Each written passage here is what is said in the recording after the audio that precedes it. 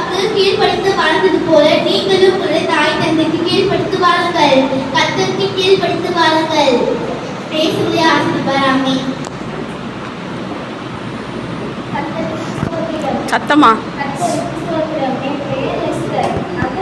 ராஜா 127 நாட்களுக்கு ராஜாவாக உள்ளார். அவர் 180 நாட்களுக்கு ஒரு விருது அழைக்கப்பட்டார். அந்த விருதுக்கு அவர் வஸ்திராணியை அழைத்தார். அழைப்பு வஸ்திராணி அங்கு வரவில்லை. உடனே கோபமடைந்த ராஜா வஸ்திராணியை தன் ஊருக்கே திரும்பி அனுமதித்தார். அப்பொழுது தேசத்தில் உள்ள அனைத்து கன்னிப்பெண்களையும் தன் அரண்மனைக்கு வர கட்டளையிட்டார். நாங்கள் எல்லோரும் அங்கு சென்றோம். அப்பொழுது ராஜா என்னை தேர்ந்தெடுத்தார். ராஜாவின் கட்டளையும் கர்த்தரின் கட்டளையும் எனக்கு தேர்ந்தெடுத்தது.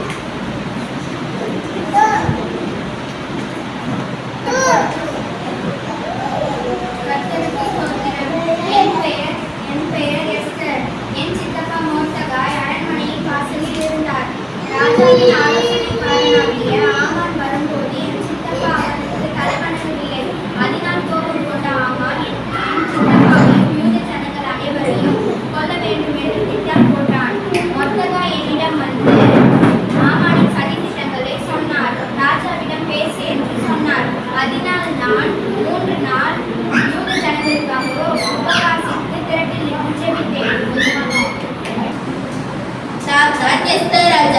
நான் யூத ஜனங்களுக்காக 3 நாள் திரைப்பில் நின்று உபவாசித்து ஜெபிக்க முடித்த பின்பு நான் அகஸ்வேரு ராஜாவிடம் சென்றேன். ராஜாவின் கண்களில் எனக்கு தயவு கிடைத்தது. அப்பொழுது ராஜா என்னிடம் கேட்டார், உன்னுடைய விண்ணப்பம் என்ன? உன்னுடைய மன்றாடுதல் என்ன? என்னுடைய ராஜ்யத்தில் நான் பாதி கேட்டாலும் உனக்கு தருவேன் என்று சொன்னார். அதற்கு நான் ராஜாவையும் ஆமானையும் 2 நாட்கள் விருந்திற்கு அழைத்தேன். ராஜாவும் ஆமானும் விருந்திற்கு வந்தார்கள். அப்பொழுது ராஜா என்னிடம் கேட்டார், உன்னுடைய விண்ணப்பம் என்ன? உன்னுடைய மன்றாடுதல் என்ன? ராஜ்யத்தில் பாதி கேட்டாலும் உனக்கு தருவேன் என்று சொன்னார். அதற்கு நான் ராஜாவிடம், நான் அடுத்த விருந்திற்கு உன்னிடம் கூறுகிறேன் என்று சொன்னேன். அடுத்த விருந்திற்கும் ராஜா என்னிடம் மறுபடியும் கேட்டார், உன்னுடைய விண்ணப்பம் என்ன? மன்றாடுதல் என்ன? என் ராஜ்யத்தில் பாதி கேட்டாலும் உனக்கு தருவேன் என்று கேட்டார். அதற்கு நான் ராஜாவிடம் சொன்னேன், என்னுடைய யூத ஜனங்களை அழிப்பதற்கு இந்த ஆமான் சதித்திட்டம் கொண்டிருக்கிறான் என்று சொன்னேன். அப்பொழுது ராஜா மிகவும் கோபம் கொண்டார். என்னுடைய சித்தப்பா மோர்தெகாய்க்காக ஆமான் ஒரு தூக்கு மரத்தை சேர்ந்திருந்தான். அந்த தூக்கு மரத்திலேயே ஆமானும் தூக்கிலிடப்பட்டான். ஆமான் வெட்டின குழியில் அவனே விழுந்தான்.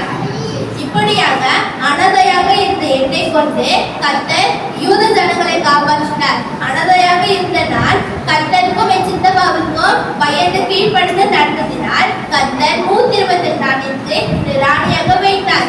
அது மட்டும் அல்லாமல் கர்த்தர் என் சித்தப்பா மோர்தெகாய்க்கு அந்த ராஜ்யத்தில் உயர்ந்த பதவியை தந்தார். கர்த்தருக்கு ஸ்தோத்திரம். இது போல நீங்கள் அனைவருமே கர்த்தருக்கு கீழ்ப்படியுங்கள். கர்த்தர் உங்களை உயர்த்துவார்.